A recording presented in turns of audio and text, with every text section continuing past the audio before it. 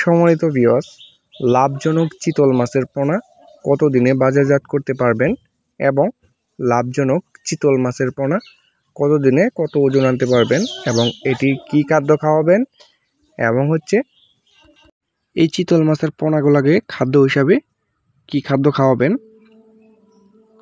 এবং চিতল চাষ সম্পর্কে বিস্তারিত আলোচনা করব আজকের ভিডিওটি না টেনে সম্পূর্ণ ভিডিওটি দেখতে থাকেন। সকলের সুস্থ কামনা করে এবং সকলকে সালাম জানিয়ে শুরু করছি আজকে এক নতুন ভিডিও। আসসালামু আলাইকুম প্রিয় মৎস্য চাষী ভাইয়েরা, নতুন এবং পুরাতন চাষী ভাইয়েরা যারা আমার চ্যানেলে নতুন তারা অবশ্যই আমার চ্যানেলটি সাবস্ক্রাইব করে দিবেন আরও আকর্ষণীয় নতুন ভিডিও পেতে।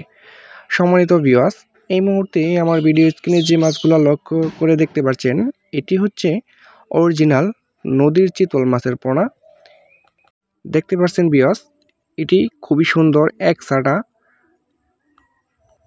এই চিতল মাছের সাইজ হচ্ছে পুরা 5 ইঞ্চি সাইজের চিতল মাছের পোনা। সম্মানিত ভিউয়ার্স, এই মাছের পোনাগুলা আপনি ছোট এবং বড় জলাশয়ে আপনি চাষ করতে পারবেন এবং এটি মিশ্র চাষ করেও কিন্তু আপনি খুব তাড়াতাড়ি সফল অর্জন করতে পারবেন।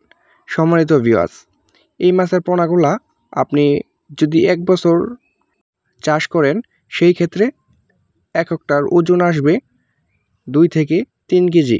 ভিউয়ার্স, চিতল মাছের পোনা আমরা জানি বাজারে খুব ভালো মানের চাহিদা এবং ভালো দাম রয়েছে। 1 কেজি চিতল মাছ বাজার থেকে কিনতে গেলে গুনতে হয় 800 থেকে 1000 টাকা। এই মাছের পোনাগুলাকে আপনি খাদ্য হিসাবে দিতে পারবেন।